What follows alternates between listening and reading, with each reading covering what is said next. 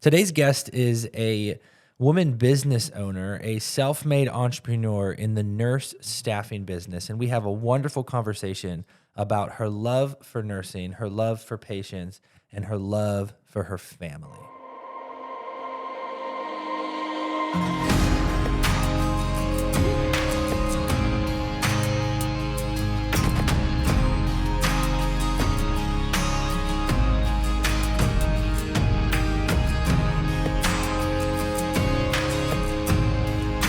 Hello and welcome to the Everyday Calling Podcast. My name is Guy Smith. Welcome to the podcast where we have conversations with incredible everyday people about things that they love to do, how they discovered it, and why it matters to them and to the world. Today's guest is Stacey Howell. Stacey, how are you doing? Good. You good? Yeah. Yes. Good. Great to have you. Thank you for joining us today. Thank you. Looking forward to our conversation. Why don't we begin by just introducing yourself to us? Tell us a little bit about where you came from. Tell us about your life. Okay. I'm from here in Punxsutawney.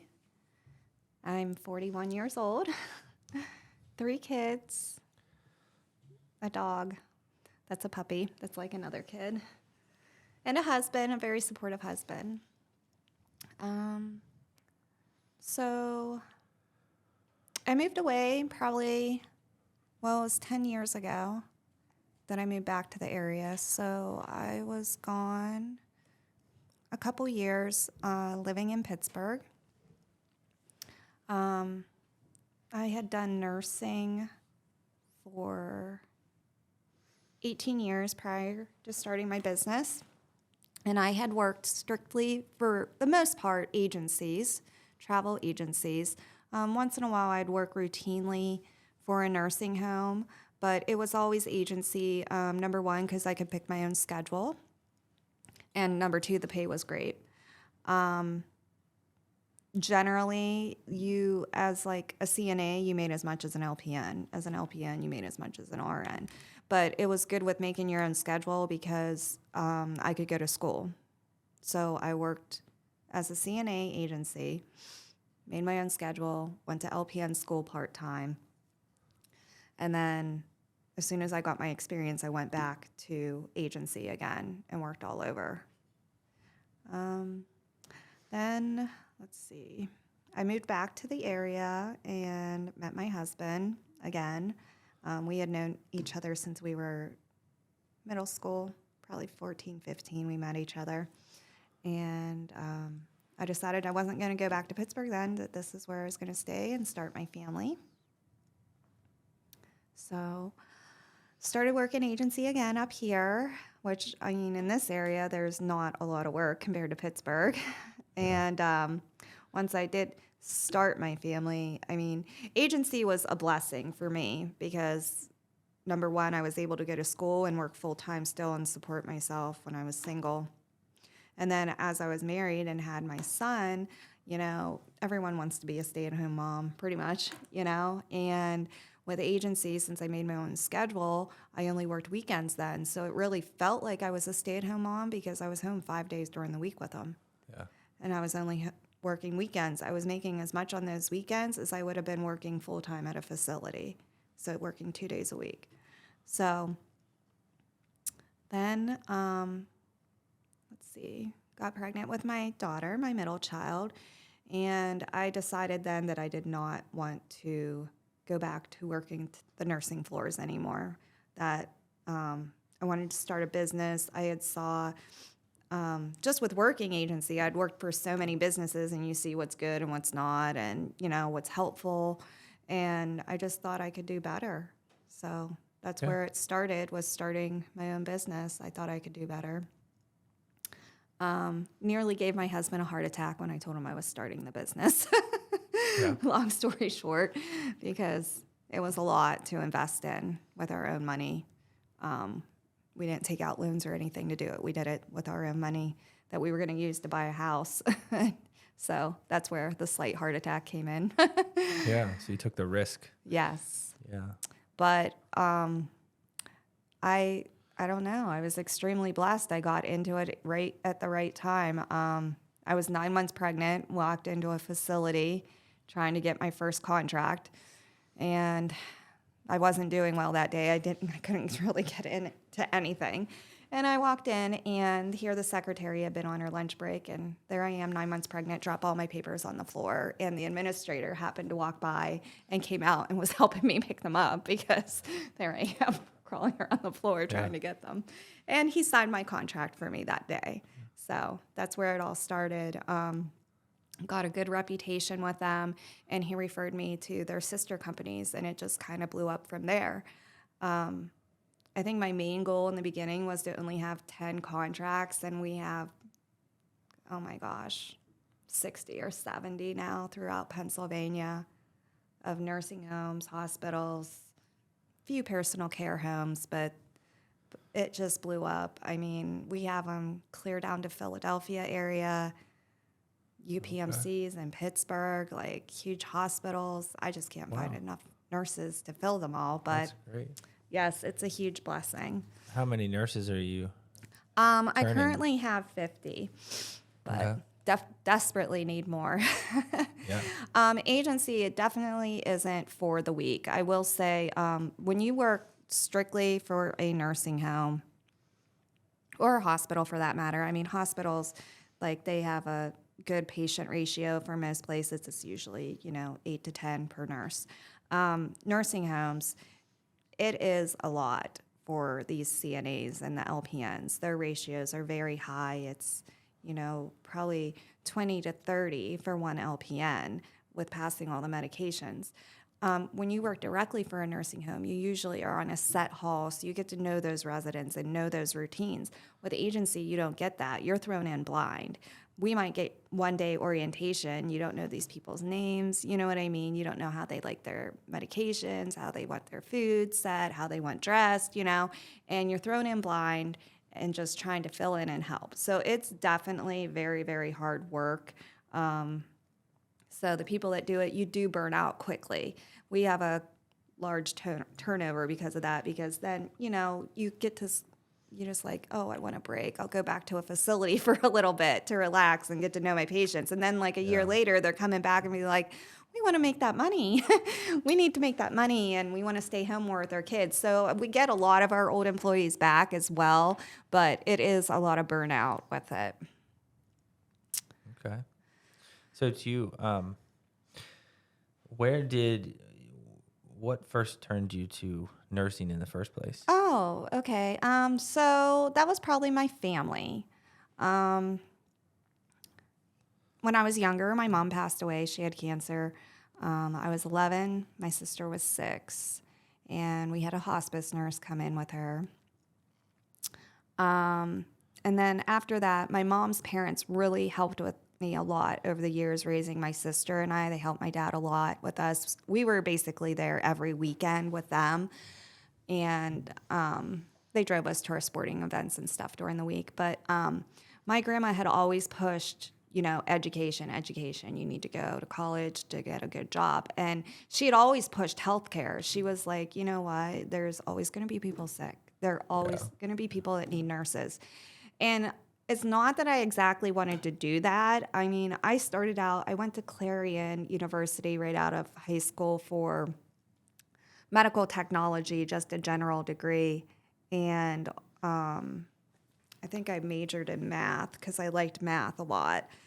So I did that, and I don't know, it wasn't for me. I didn't like it. I hated being away from my family. I pretty much drove home almost every night while I lived in Clarion to my grandparents' house in Cool Spring because I just didn't like it. I was very family oriented. So I did drop out then, and I did a CNA course. My friend Heather had done it, and I tried it. It's a 2-week training, and I did that, and I liked it.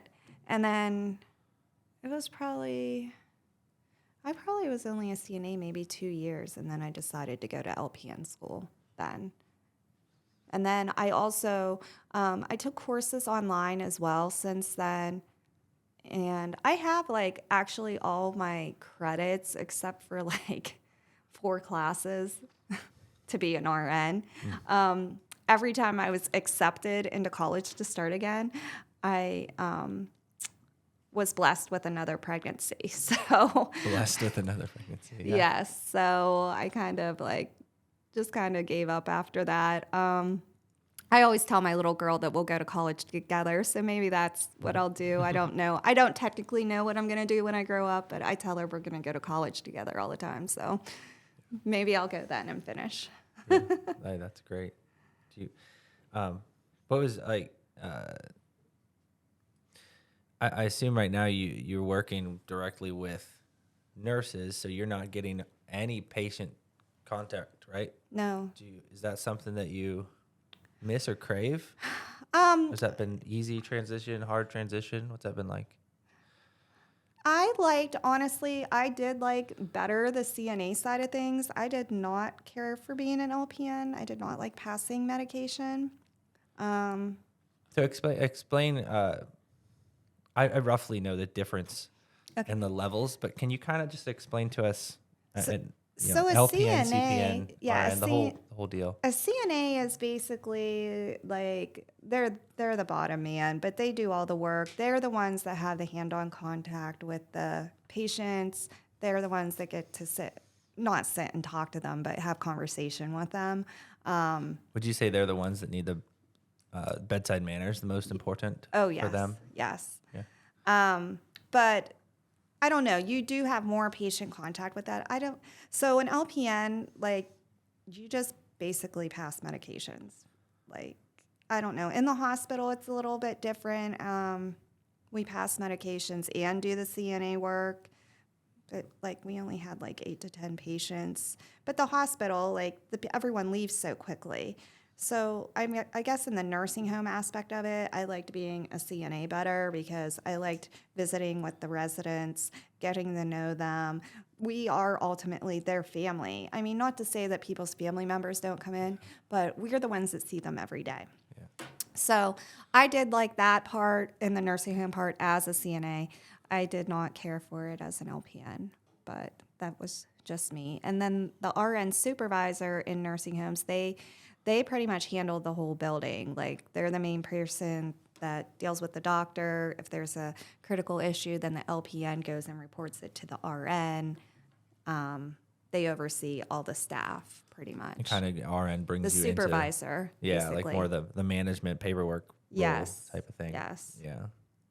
Do you have do you have any memories or stories about, you talk about the relationships when you're a CN, like how, I imagine, so as a pastor, I go to nursing homes here and there, and so it's always kind of it's a sad experience because you see so many people that they're not going home, and very often you don't see family members and coming and seeing them and all of that, and so yeah, I can completely understand what you say and how the staff kind of becomes family, and it's so important that you have people like you have good staff that are in there building relationships and actually loving these people. So are there, do you have any stories or memories that you're willing to share about whether that's a good story, a fun story, or even a heartbreaking story about a patient you got really close with? I usually kind of only remember the funny things. I don't know. I had one patient all the time. He called me Honey Bunny. Like that just, so every time I hear someone say that, you'd be like, oh, hello, Honey Bunny. And we read that book to our kids, Honey Bunny, Funny Bunny. Oh, I've never heard it, but he so anytime I hear that, I think of him. One patient used to tell me, I'd be like, oh, what are we going to do with you, Harry? And he'd say, I don't know, give me away to the Indians. And we'd giggle. Just little funny things like that stick in my head. But I usually, a lot of times I'd ask the people, they talk about their wives, a lot of them, the men and the women, about their husbands, and I'd always ask them how they met and stuff like that. So I did, ask them a lot about that over the years, how they met their husband, how they met their wife, how many kids they had, stuff like that. But I know, at Christmas time, I would try my hardest, which I'm sure, like, I know a lot of nursing homes do this as well, but I would try my hardest to get people that did not have family coming in a little gift, whether new slippers, a little blanket, something, you know. You just forget how, even though they've lived their whole life, that doesn't mean they don't want something for Christmas. So, Yeah, it still means a lot to them. yeah. Yeah. Birthday parties, I'd always take in cake and we'd always celebrate. They usually did, like at the nursing homes, they did it like once a month combined. I don't know if they still do it that way, but we always celebrated on our own hall. So, I mean, just little things like that make their day. Yeah. That's really cool. I think that in the medical field, obviously there's so much that you need to know on the medicine side, but that's kind of a secret sauce. When you, like, if you're the one in the hospital or in the nursing home, like you don't just want medication thrown at you. Like, I want someone to be nice to me. And you want a listening ear. And so that's something that, for anytime I've engaged in visitation or, different things at nursing homes, it's like the people in there, they're just happy that you want to sit there and be with them. So that's really cool that you got to do that on the inside. Yeah, I mean, I think a lot of people do that as well, but it's not really, it's not talked about. Just those little things that count. I mean, even just sitting with them while they're passing. I mean, I never, ever wanted a patient to be alone if they were passing, What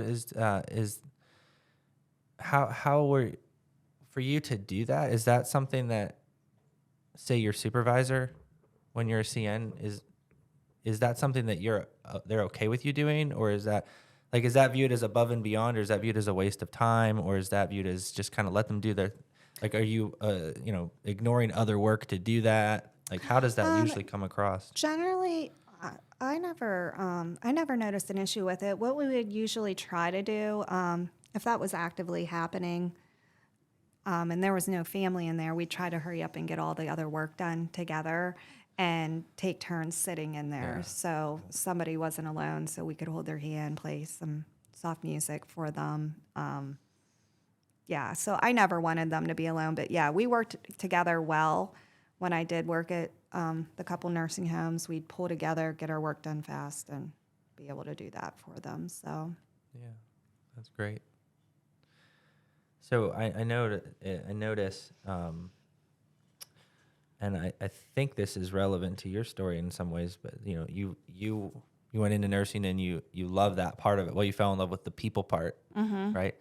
And then what I notice across industries so often is you train into something that you love to do and that you're really good at, but then to actually advance and get to where you are right now, where you have more responsibility, you have, the higher ranking, the more income, you kind of have to learn a whole new skill set. So what was that transition like? Was that hard? yes. So I am self-taught. Okay. Let's just say when I started, I didn't even know how to scan a paper. I'm being serious. I did not know how to scan a piece of paper. Did you make copies before you faxed something? No. I always make that mistake. No. When that first administrator said that he would sign my paperwork, he said, scan it over to me. I had to look on YouTube how to do it. And my husband, Adam, had to help me. And it took us a half hour to figure out how to scan that paper over. I was lucky that I knew how to send an email. So nice. I have came a very long way, but I am self-taught and I did it. Hey, that's great. I did take a lot of courses. The Clarion University has a small business group that you can join and watch. A lot of their courses are free, actually, and you can go sign up for them, like for the OSHA laws and workers' comp and stuff like that. So I did take a lot of those courses. I do my own payroll, though, and I taught myself on QuickBooks how to do that. They do have QuickBooks courses, though. I wish I would have known that then, but I taught myself. And I don't know. I try to watch those courses that they have, though. I mean, I signed up for everything that I could look up that I could find. I volunteered myself for OSHA right away and told them to come in and to inspect me and tell me what to do. And I thought it was just better come in, show me what to do so I don't get in trouble. So they came to my house twice, and I fixed my stuff, and it was good. I think that's a really cool, just like vulnerable approach to business or to life. You're like, just instead of like trying to fake it till you make it, you're like, hey, you guys make the rules. Come over here and show me what I'm doing wrong so I can get it right and invite you back. Yeah. I actually have their phone numbers of both of the people that came over, and I still text them or I email them to this day if I have a question. I don't even think the one works for OSHA anymore, but he sends me in the right direction. But it's good to have contacts like that. I feel like I don't want to get in trouble. I want to do it right. I want to do it the right way. Well, yeah, and that you learn from them. You learn from them. I mean, I always did that with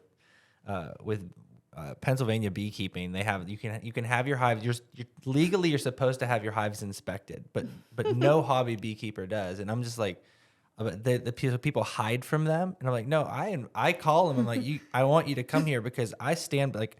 They block out a whole day for you, and I'm like, I'm gonna stand here and I'm gonna ask you every question I can think. Like, I've learned more about the hobby from just letting the guy come look at my hive because I'm just being open and being honest with all of that. Yeah. And so I think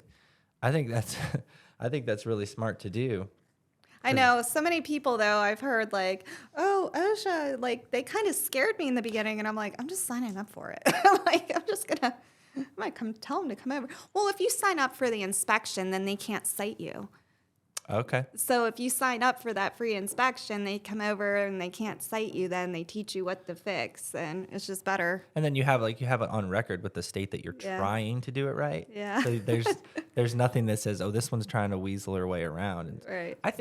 I generally think that that kind of a transparent approach to life and business is it's like the integrity approach. Yeah. And I really think that that's blessed. And like you talk about your business growing to like 60 to 70 contracts. And what year did you start your business? 2016. 2016. So you can tell me, that seems like phenomenal growth to me. Yeah.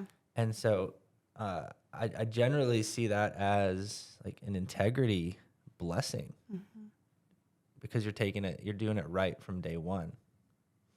Yeah. I mean, I try. Yeah. I try.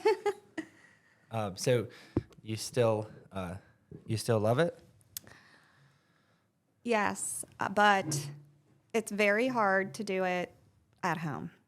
I mean, I work from home. I have an office where I have an office manager and my scheduler work, but I'm still kind of trying to juggle it because my youngest just started preschool. So I still try to juggle a little bit until next year, till she's in full days. It's going to be still a little hard. It's hard the days she's home, of course, because I can't give her my full attention, but I love it otherwise. I really do. It's weird because I like the payroll part. I like the math part. Oh, you said you went to clearing for math when you started. Yeah. Yeah. But it's just general math, but still, it's weird. I like paying taxes. I like figuring out the numbers exactly to the cent. And I like it when my accountant says to me, like when she checks stuff and she's like, oh, you got that right to the cent. And I'm like, yes. I don't know why. I'm just I can't stand it if my checkbook's off. Like, I don't know. Yeah. But I like that. My grandpa was like that. If he was off by a penny, he'd stay up for hours until he found that penny. And I'm just like, oh, it looks close. I mean, I don't know. I'm good at the math part. So I'm definitely the budgeter for our family. Well, that's kind of sounds like another reason why it seems to be working so well for you is because you have that love for the patients. So you love the actual the on the ground in the trenches part of your business and what your nurses are doing. And then you can relate to them because you did that for 18 years. And then in kind of learning the nuts and bolts of the business side, you've fallen in love with that too. in many ways. I actually contacted Punxsutawney Hospital a couple months ago, and I said, if I finish my RN degree, will you hire me as an RN to work the floor again at Med-Surg? But I said, I won't recruit my staff because I'm contracted with them. I said, I just want to make sure I can get a job somewhere because it's like a conflict, you know. That would be a conflict of interest. Yeah. But they said they would hire me. So I was Adam's like, when are you going to do this? And I'm like, I don't know. I'll figure it out. Could you do both? After I was thinking like one day a week to do it. I don't know. I don't know. I like being around people. Yeah. So just working in an office all the time, it's not fun, you know? So I do think I miss that part of being on the floor a bit. Yeah, you're an extrovert. So you want to soak in that time on your feet on the floor with people. So you're an entrepreneur and you're and you probably considered women business owner, right? Tax wise and things like that. I didn't do that. You didn't do that part? No. I didn't do that. I thought about it, but I don't know. I haven't watched the course yet on the Clarion thing. I've seen it, but would you say that some of the biggest challenges have been getting contracts or juggling the kids or things like that? Or well, at first it was the contracts. Now it's not. Now we have so many. No, probably the biggest is retaining employees. I mean, it's very competitive with the other agencies as well. But I try to do more than the other agencies. Like the other agencies, they basically just treat you like a subcontractor. So, I mean, they might offer insurance, but these people are paying like the full amount for it, the full premium, like $300 some. I don't. I pay way down on my people. Like new employees is $150, but if they stay committed to me after 5 years, their insurance is free. I completely pay for their insurance. We do free dental and vision and vacation time, annual raises. Like the other agencies don't do annual raises. Like I try to do above, but it's very, very competitive. So until people like hear about us and like look at our website or follow us and see what all we actually do, it is hard getting our name out. Like we just started staffing in Pittsburgh, you know, and our name is starting to go around, but that's a huge city, you know, and the potential is there, but it's hard to get your name out as a newer company. Not new so much, but it'd be highly competitive. Yes. Yeah, that'd be very challenging. And is it mostly just you and your husband doing the administration work? Or do you have an administrator working with you? No. So Adam, he helps me with payroll and all the billing and stuff. So that's him and I doing that because it takes so much time. Then I have an office manager that deals with all the employee issues for me, and she sets up their files for me. And then I have a scheduler who schedules all the staff. So there's 4 of us. And then I also have some girls on the side that work from home for me. That's another thing we came up with, like a maternity leave for the girls because they can't do that. So I have them stay at home on their maternity leave and do recruiting for me and give them a cell phone. And so that's what we do so they can stay off of work for a little bit and stay home with their kids. And they do like the Facebook posts and stuff like that for me. So all of it helps.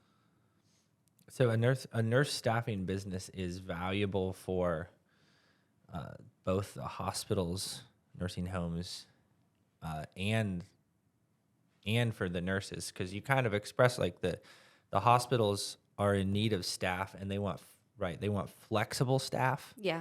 And they want to be able to call companies like yours and say, hey, and send me some people. Mm-hmm.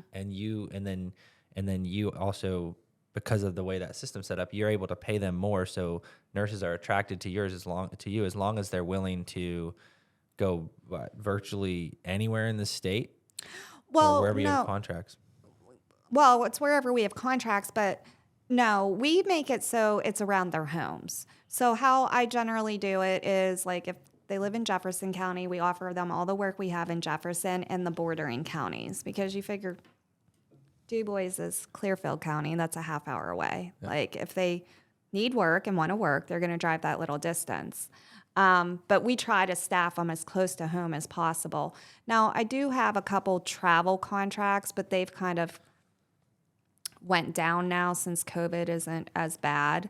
We were bringing in people all over the state for that. The actual travel contracts, like you have to live 75 miles away, and then we pay for your housing and stipends and stuff like that. So, but yeah, we try to keep them close to home. But yeah, some of them bounce to different facilities, or some of them just stay at the same one all the time, you know? So it just depends. Okay.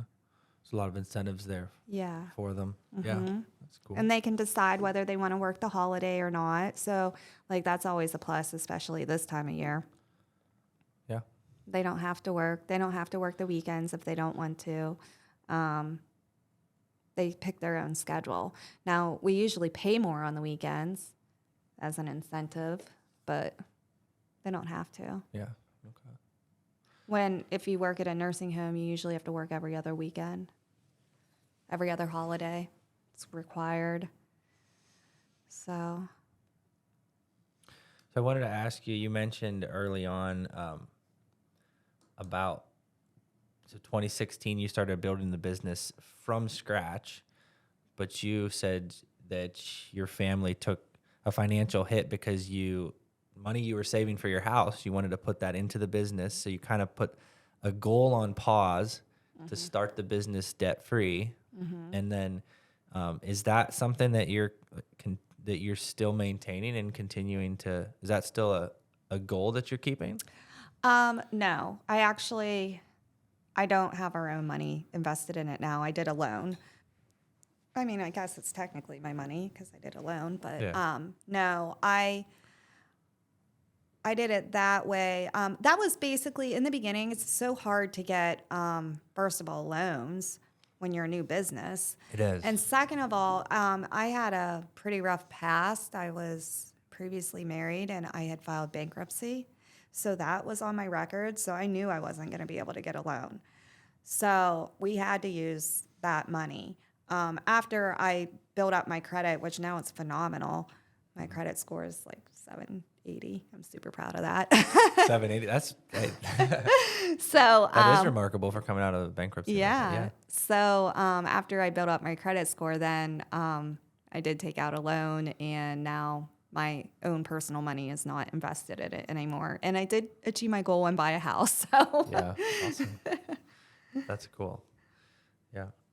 I love the I guess the passion and the grit to build something from the ground up like that, and be able to willing to take that risk and do something that you love, and to give yourself the kind of flexibility that you want to have to do, you know. And it was care of your so family. hard in the beginning. I remember that first contract. So I didn't have other workers. I only had like 2 or 3 and myself. And I had worked home health the night before till morning. And that girl called off her very first day. And I was like, oh no. It was also her First last day, right? Yeah. She never called me back. So, I mean, that was her choice. Okay. But it was her first day and her first shift. And I felt like crying because here I am, like 9 months pregnant. Wow. And I went in and I worked it. I did it. I called Adam and I was like, I'm going to be working for 16 hours.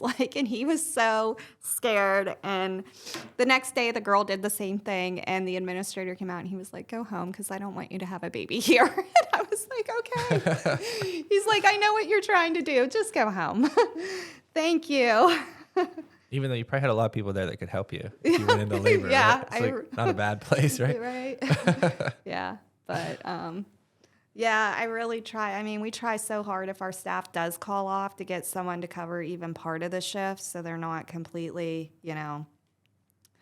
left without anyone. Sickness happens, But Yeah, that is one yeah. of the things I do hear from our nursing homes, from so many of them, is that we have like such reliable staff compared to the other agencies, it's very nice to hear that. Absolutely. You hire good people. Yeah. Yeah. Overall, is this something, how would you say that this has changed your life? Oh, well, in every way, pretty much.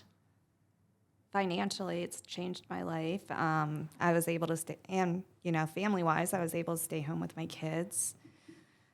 Um, I'd say it's changed everything. Yeah. I know. I mean, I kind of. I'm so blessed. I turn to my religion a lot too. A lot of times I pray for guidance on what to do. I mean, we try to do some free events for the community and stuff like that and sponsor it from the company. Spider-Man training. Yeah. Yeah. We did a movie not long ago. That was fun down at the community center. Princess parties.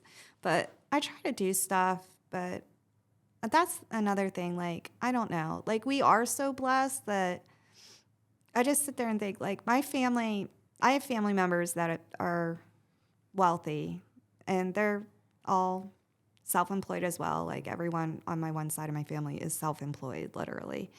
And So it's kind of in your blood. it probably is, Yeah. because they all are. But I don't want to be like them.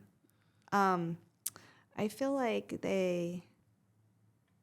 I don't want to say greedy. That's not the word I'm looking for. Hoarding. Yes. Like, honestly, I sit there and I say they're going to get buried with their money. Mm-hmm. Like, I've said before, even my dad, he'll come over and he'll yell and say something about the kids having stuff. Well, first of all, I don't buy my kids all those toys. That's my mother-in-law who loves yard sales.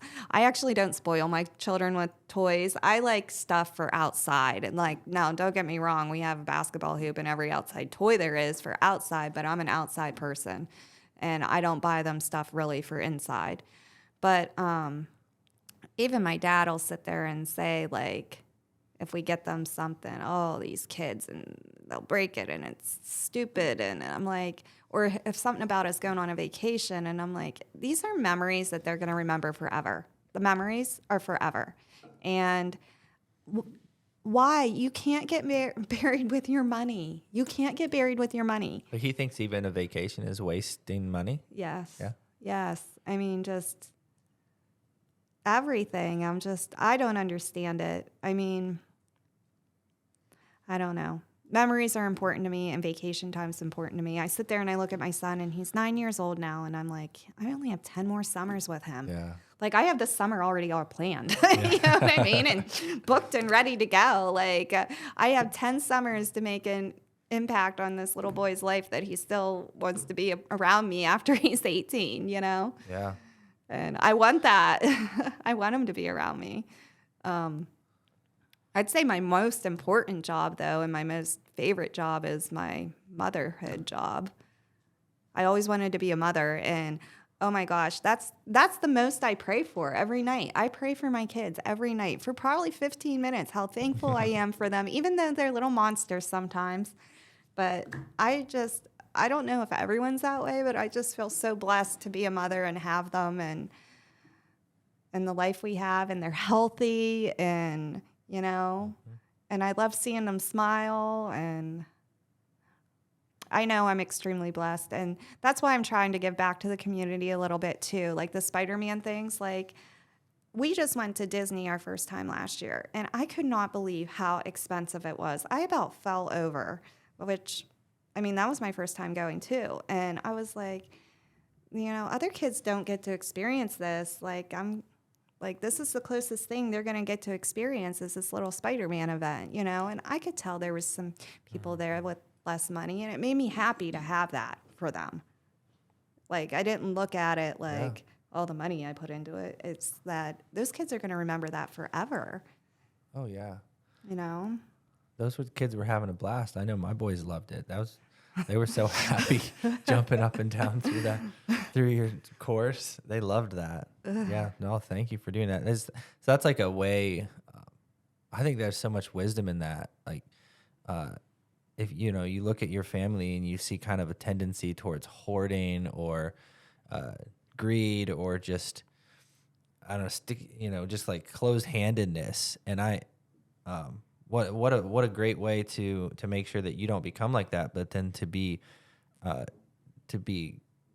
have just a lot of thankfulness and gratitude and be giving all of the time. Because that's what I always think, it's like we live, when it comes to money, they call it currency. Like, it flows in and it flows out. And so we want to live like kind of with this open hand policy of like, it comes in because I work, I earn it, but it's to care for me, but it's also to bless others and to care for the world. And it's a tool, right? It's a tool. And so you want to have, there's nothing wrong with having nice things and there's nothing wrong with having a lot of money. The problem is whenever you can see it on people sometimes when it's like the money has gripped their hearts. And that's always such a sad thing to see. And so I think that's really cool and really beautiful that you're able to look at it that way. And even your heart to be able to look at your life and see how blessed you are, with a awesome husband and awesome kids. And just, it's so evident to me that you do love nursing and that you do love your kids so much. And so I love that. Is there any other interests or passions or hobbies that you would like to share with us? Well, when I'm not running my kids to all their sporting things during the week, we're busy right now with that. I don't know. I like to craft a little bit. Not that I'm the best, but I like to make stuff for my house. And when I have a little bit of time, I like to do that. My son has an artistic side, so I think he gets that from me. But I used to draw a lot when I was younger. He's very good at drawing. I'm not so much anymore, but I do like to do some things for around my house. Well, if he has that artistic craftiness from you and has Adam's eye For building and carpentry, I mean, you're like when Adam worked when he worked in our basement, it was so refreshing because he's not every carpenter can you trust like that. He just has that creative eye, and I see it, and it's just like, yeah, what do you think, Adam? And he'll show me a picture. I'm like, absolutely. And so if your son has a good blend of that, well, that's great. Yeah, hopefully. Yeah. So I don't know. And Adam and I in the beginning when we got together, when I couldn't get a nursing job right away up here, we painted houses together, and that was an experience. Let's just say we can't work together that way. Yeah. I'd have to put in the ear pods and not listen to them while I'm painting the jobs. Yeah. But we painted together a couple jobs, and then he worked for Dobson's, and then after I had my third child, I told him, I have too much of a workload. You're going to have to start your own business. And he didn't want to, but he had to. I needed the help in my office a couple of days a week. So, yeah, well, that's one of the things, like you talk about, this seems like something that you look at your life and what you do and what Adam does, like you're clearly gifted and seemingly called in that direction, and you're doing it so well. And so I really love that, because one of the beautiful things of entrepreneurship, like people become entrepreneurs because they want that flexibility. And so you start your own business that gives you flexibility, and then that extends to getting to, even though you like clearly desire to be a stay-at-home mom, you get to do that while still running a business. yeah. And then that frees your husband up to run his own business and have flexibility in that. And so it's really cool because you're doing something you love, and then been able to design your life how you want to live, and you get to live where you want to live. Yeah. So I'm content. I have a lot of gratitude. I don't know. I don't feel like I want anything more. I'm just content. Hey, I think that's a great place to be. Well, Stacey, thanks for being here. Thank you. I appreciate your time. It's been a joy talking to you. And I just look forward to seeing where nurse staffing and carpentry and Spider-Man and princess parties take you in the years to come. Yes. Thanks for coming. Thank you. There were days where we thought